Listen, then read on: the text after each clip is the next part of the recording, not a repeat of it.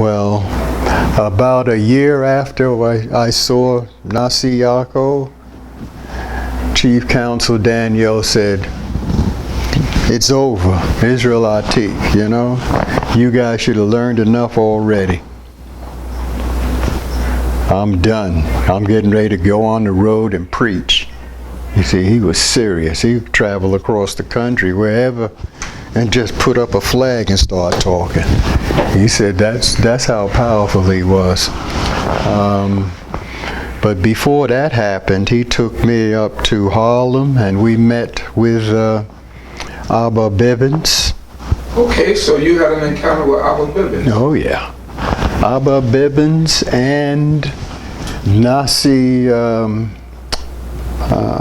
Barak. Oh, Nasi Barak was up there at that time. Nasi Barak, he was going back and forth between Israel Atik and Tanakh School. And when I met Nasi Barak, it was at Chief Counsel's house.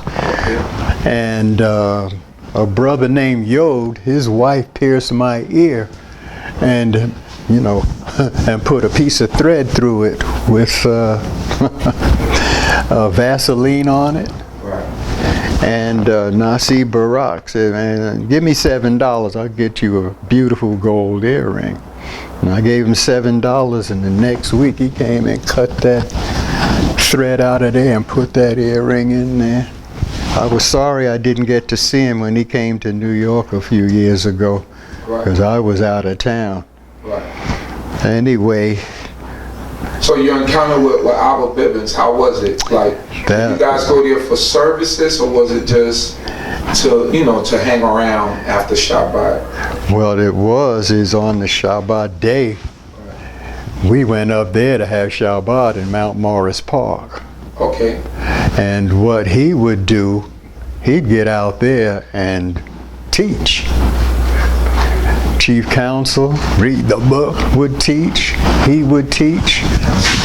Nasi Barak. Barak was extraordinary. He was trilingual, you know. He would speak in English, Hebrew, and Spanish. You know, we used to joke that that man, he'd jump up off the ground speaking English and come down speaking Spanish. You know, he was amazing. And Aba Bivens loved him, you know, because in Harlem you had plenty Spanish people and black people all around 125th Street and 124th Street. Because by First Avenue was where Tanakh School was, but they would come over toward the west in mountmorrispark. They changed the name of the park by now. It's one of the famous people, I don't know which one. And then there was a church right around the corner. And we were in the park, and then we moved to the corner from where the church was. And Aba Bivens, he told me personally, when I saw him, he said he was 80 years old. His beard was white. He was a very impressive man. And he told me, he said, I was out here talking this talk during the First World War. He said, and because I knew our people should know who the true and living God is. This time is 1968, and the time that I first met him, Prince Reuben was here, and they gave Reuben the mic, and he started talking. Him and Barak took turns. What happened was they waited until the people were let out of church, and then they started. And they were, you know, I mean, I think the idea wasn't to say you people are wrong. It was that you have been taught wrong. You have been taught to look forward to death in order to get to heaven, to experience what you should be experiencing now.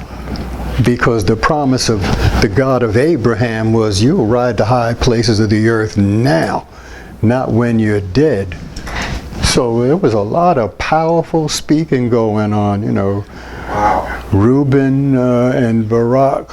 So you're saying that actually Ben King had a connection with the Tanakh school through Nasi Barak, which he did tell me when I interviewed him when he was here in 2010.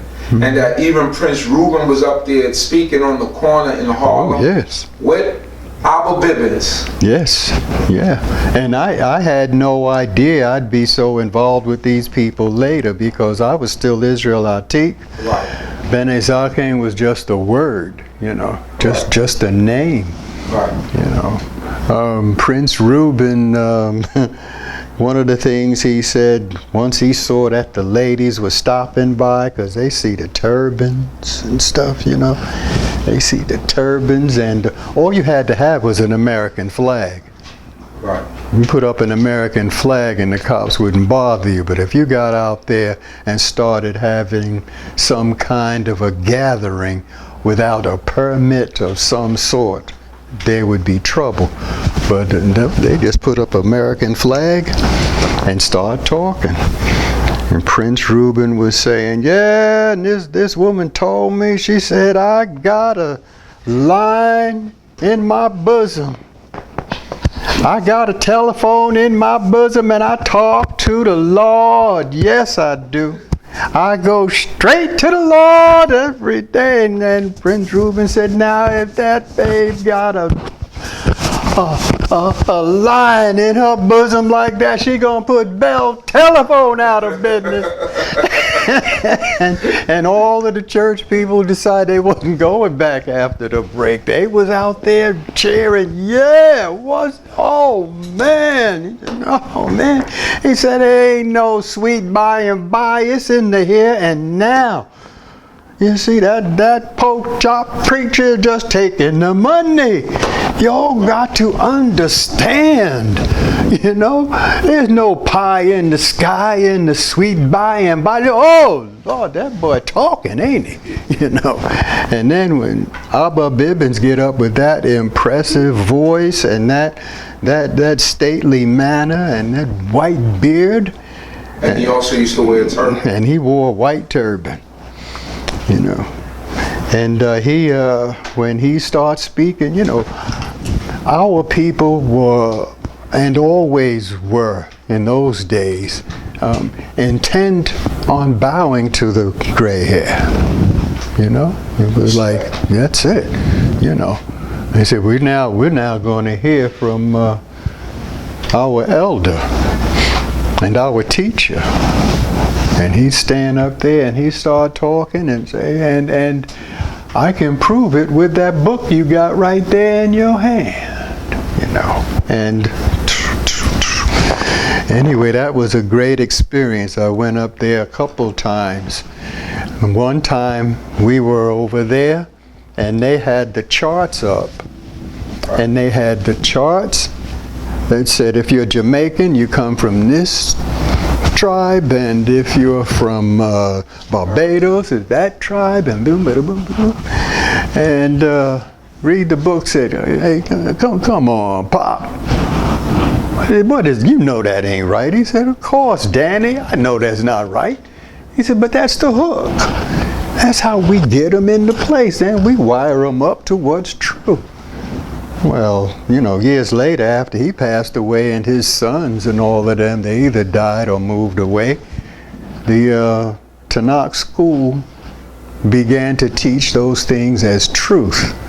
This is the truth, you know. And, well, anyway, when we got cut loose by Chief Counsel, Princess Rivka, and my son and I, we kept Shabbat at home and all the holy days.